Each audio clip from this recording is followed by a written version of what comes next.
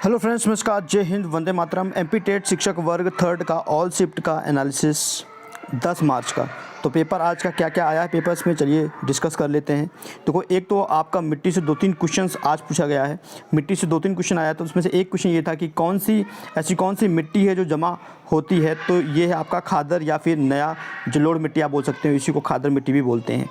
तो एक मिट्टी यहाँ से था। एक मिट्टी आपका सदाबहार वन से आया था। सदाबहार जो वन है भारत के पश्चिमी घाट में है और पूर्वी हिमालय के कुछ भागों में पाए जाते हैं।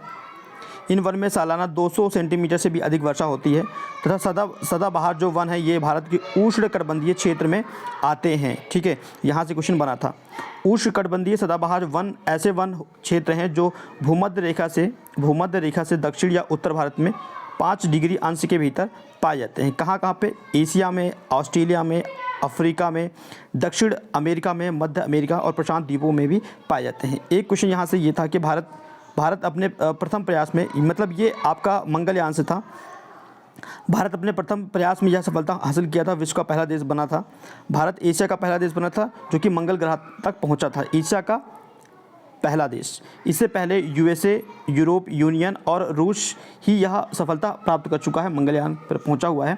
और मंगल के अभी तक 51 में से 21 प्रयास जो हैं वो सफल हो पाए हैं। इसका जो मंगलयान था, भारत का मंगलयान था, उसका अवधि 300 दिन था। लॉन्च वजन जो था, क्योंकि कभी कभी वेट पूछता है, तो 1350 था।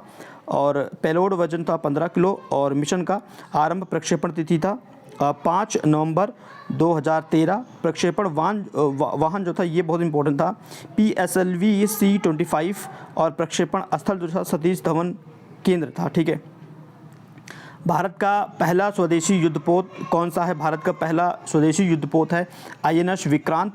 मिट्टी के अध्ययन को क्या कहते हैं? मिट्टी के अध्ययन को कहते हैं मृदा विज्ञान, इसको पैडोलॉजी भी बोलते हैं। और एक खेल से संबंधित आया था कि पोलो जो गेम खेला जाता है वो किससे खेला जाता है?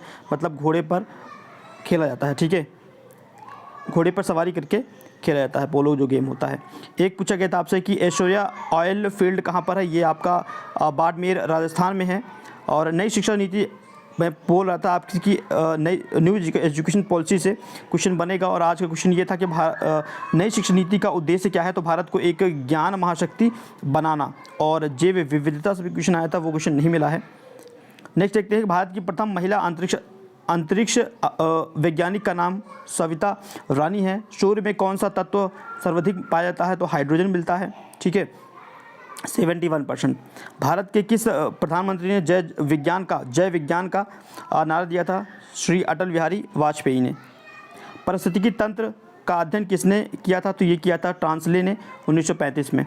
और पीला ग्रह बोलते हैं बृहस्पति को, लाल ग्रह बोलते हैं मंगल को, नीला ग्रह बोलते हैं पृथ्वी को। ठीक है, ये सब चीज़ें आपको कंफर्म होना चाहिए। तो आपको ये भी समझना है कि आपको ग्रह तैयार करके जाना। सौरमंडल से काफ़ी क्वेश्चन बन रहा है। किसी परितंत्र में होते हैं जैविक और अजैविक पदार्थ। निम्न में से कौन सी धातु मानव में विषाक्तता उत्पन्न करता है? तो शीशा है। ठीक है, कौन सा है? शीशा है। ये जितनी भी आप देख रहे हैं, जीन प्याजे सिद्धांत, कोहलबर्ग का सिद्धांत, वाइगोत्स्की सिद्धांत, यहाँ से एक क्वेश्चन, दो क्वेश्चन बन रहा है। एटलीस्ट आप मान के चलिए 2 से 3 क्वेश्चन बन जाता है। तो सभी के सिद्धांत अच्छे से पढ़ के जाइए, न्यू एजुकेशन पॉलिसी पढ़ के जाइए, डिटेल में इनके MCQ लगा लीजिए। उसके बाद हिंदी में देखते हैं तो धर्माधर्म में कौन सा समास है? तो यह आपका द्वंद्व समास है। जलेश्वर किसकी पर्यायवाची है? तो यह आपका कुबेर का है। शुक्ल का विलोम क्या है? तो कृष्ण होता है शुक्ल का विलोम। मुहावरे लोकोक्तियाँ भी पूछी जा रही है हिंदी में। जो अभी पैदा हुआ है उसको बोलते हैं नवजात। उज्जैनी में कौन सा उपसर्ग है? तो ये उसका आपका उपसर्ग लगेगा। और चमड़ी जाए पर दमड़ी न जाए मुहावरा है, इसका मतलब होता है कि महाकंजूस होना। चमड़ी जाए पर दमड़ी न जाना, महाकंजूस होना।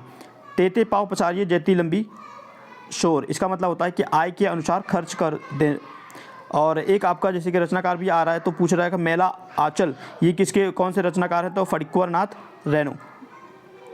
उसके बाद हिंदी वर्णमाला से क्वेश्चन आया था कि डा और ढा को क्या कहा जाता है? इसको बोलते हैं उत्क्षिप्त व्यंजन। और CDP बाल विकास से भाषा शिक्षण अधिगम सामग्री का प्रमुख उद्देश्य दायित्व है विषय वस्तु का कठिन स्थलों का उचित स्पष्टीकरण करना। विकास की सबसे जटिल अवस्था क्या है? युवा पौड़ा अवस्था। ठीक है, तो आज की यही क्वेश्चन है ऑल शिफ्ट के। और भी कुछ क्वेश्चन मिल जाते हैं तो मैं आपको कल मॉर्निंग में करवा दूंगा। ठीक है, ऑल द बेस्ट। जिसका एग्ज़ाम हो गया हो, जिसका आने वाला है, आप लोग एनालाइज करके जाइए अच्छी चीज़ों को।